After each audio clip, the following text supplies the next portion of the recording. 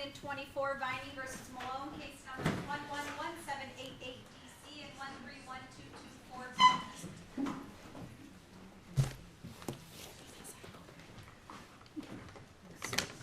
Hello.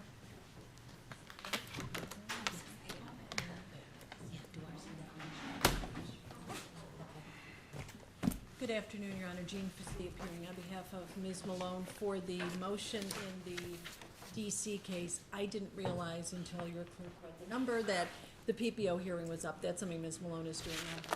Okay, and that, if it requires an evidentiary hearing, I'll take when I'm done with my 1:30 docket. So why don't we just proceed on the DC matter first?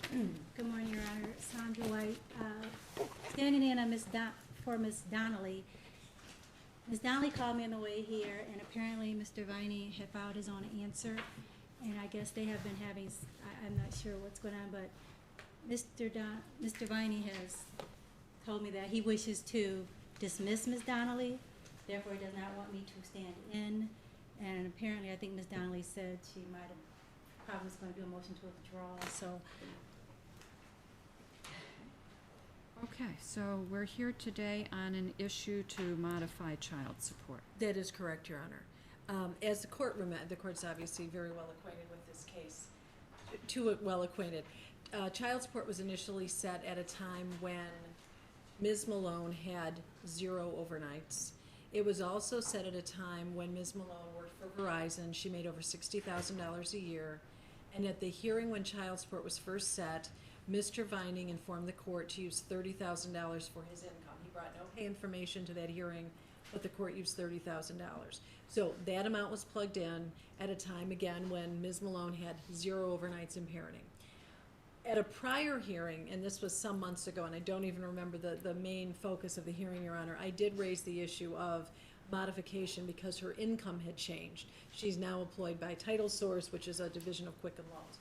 And the court had indicated at that point it didn't want to consider the change in child support, but at that point, Your Honor, again, the overnights were still 0 for Ms. Malone and the $365 to Mr. Vining.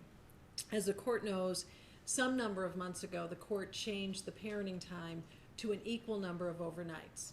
So that alone would have done something. Even then, I didn't file a motion because first off, Ms. Malone can ill afford this case. She really can't afford it. And we had the evidentiary hearing, which I had hoped, as I'm sure the court had hoped, would be completed by now. And again, just by way of brief background, we had the hearing in February and the tape recording equipment didn't work, and so this is obviously spooled out longer than any of us thought. In addition to that, we had a hearing before Your Honor, I believe it was in June, late June, where the court considered a show cause against Mr. Vining, and Mr. Vining on the stand under oath admitted that there were a myriad of dates that he had not permitted parenting time. The court then awarded Ms. Malone 18 make-up parenting times. And the court very graciously was willing to give those to her by taking basically an extra day every single week. Unfortunately, because of her economic situation and paying all this child support, she doesn't have the wherewithal at that point to add an extra daycare day every week. So what ended up happening, Your Honor, is since then, she's gotten 1 extra day every other week. So she has 4 overnights every single week. This has only started in I believe it was mid-July, because I know on July 4th, leading up to that, I had suggested to Ms. Donnelly that the July 4th holiday actually be Ms. Malone's very first makeup day, and it was denied. So it started, I believe, a full week and a half after July 4th. So my estimation is she's made up about 5 as of this coming weekend. So she has 13 more makeup weeks, 13 more makeup sessions, which is going to take her at the rate she's taking 26 weeks because she's only able to make one up every other week. So I ran the child support, Your Honor, and it was attached to my motion. I see it there. Ms. Malone is now on track to make $36,000 a year at Title Source. She gets paid hourly. And what I used for Mr. Malone, I'm sorry, strike that, Mr. Vining, is $30,000, and I'll tell the court why I use that number. One, that is the number that he informed the court on the record way back when, I don't even remember that date, as an estimate of his income. Number 2, and the court doesn't know this yet because the court is not privy, obviously, to what's been going on, throughout the evidentiary hearings, but all Mr. Vining has proffered to the court is an unsigned tax return for 2012. And Ms. Donnelly sent me just last week, I'm sorry, Your Honor, it might have been Tuesday of this week, again, an unsigned 2012 federal and state tax return. And Mr. Vining was asked on the record, why wasn't it signed? He had no good explanation for why it wasn't signed, said his mother's his bookkeeper, she takes care of it, said that he does a bunch of work for his mother, he is her employee, and in addition, he has his own business, and yet he only makes $18,000 a year. So I would ask the court to impute the $30,000 a year that Mr. Vining admitted having about 2 years ago, a little less than 2 years ago in this case, Your Honor. I haven't heard anything from Mr. Vining to indicate that that number is inaccurate. But in closing, Your Honor, and I'm sure you've read my motion, I just want to point out, I was served with Mr. Vining's response yesterday. It was filed with your court 2 days ago under MCR 2.119.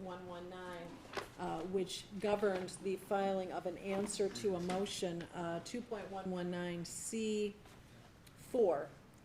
It says any response to a motion must be filed at least 3 days before the hearing. It's not in the language is not in the nature of a possibility, it's mandatory. It must be filed 3 days before the hearing. His was filed 2 days ago. In addition, under 2.119C2, it indicates that a response to a motion must be served at least 3 days before the hearing if served by personal service or 5 days by mail. And again, it was mailed, according to Mr. Vining's postmark, it was mailed on the 3rd and I got it on the 4th. So Mr. Vining's answer, my position, Your Honor, is Mr. Vining's answer should not be considered as it doesn't fall within the court rules. Ms. White, is there anything you want me to know? Well, yes. Mr. Vining does not want me to speak in his behalf, so I don't know Okay. how do you want me to address this? Well, I'm going to hear from both of you. First, is there anything you want me to know, Ms. White? Well, Ms. Donnelly did tell me that she ran the numbers and everything and has talked with Ms. Rizzi and didn't have an objection to. It seemed to be the correct number, but Mr. Vining did not agree. Okay. I believe Mr. first Vining. she's not representing me, so I don't think she should Okay, be speaking could for you me. step up to the podium and raise your right hand? Do you swear or affirm that the testimony you're about to give will be the truth, the whole truth, and nothing but the truth? Yes, I do. Please state your name. Lamar Leon Vining.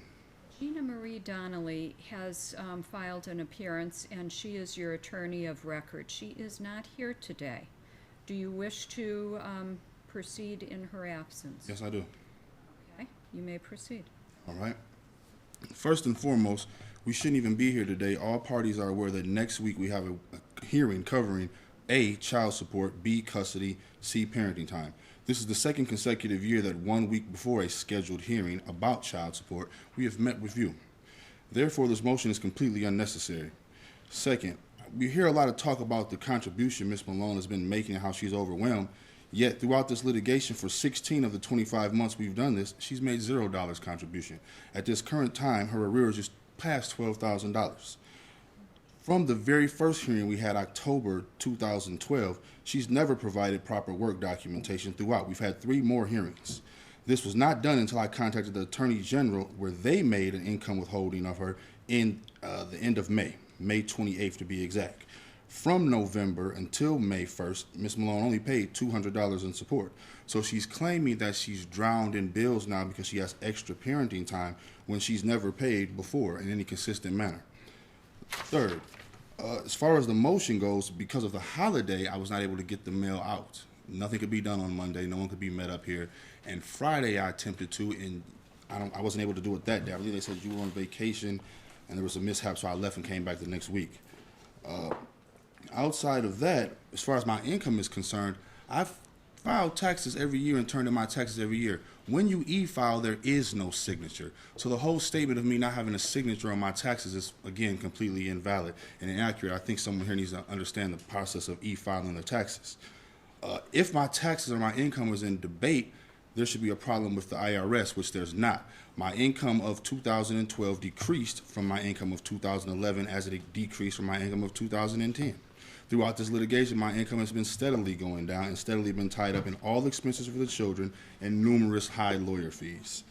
If there is an adjustment to be made, it also needs to be understood that the overnights have not taken place all throughout the year as her motion states.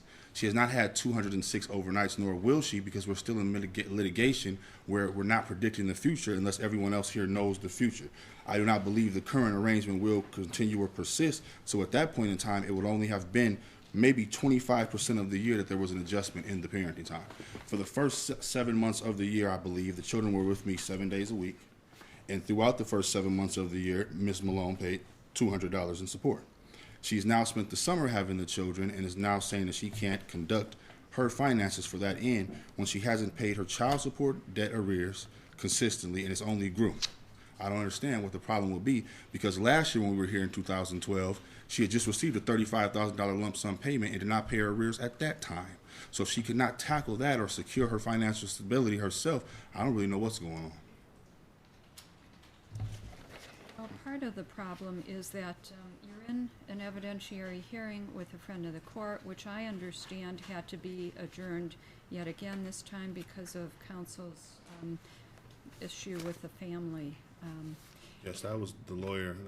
That was Ms. Donnelly.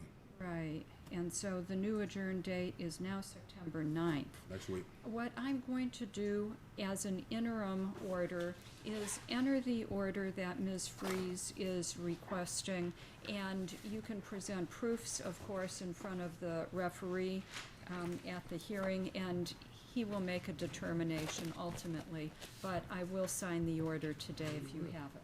Thank you, and you know what, I don't know if I brought a uniform support order with me. If I didn't, I assume I can probably pick one up at the front of the court, and I will file that today. Okay. Thank you. Thank you. And, you know, if your income is different, bring the proofs to the I referee returned hearing. in several months ago, so this, you know. Thank you, Your Honor. Welcome. And then in terms of the second hearing, if you, yeah,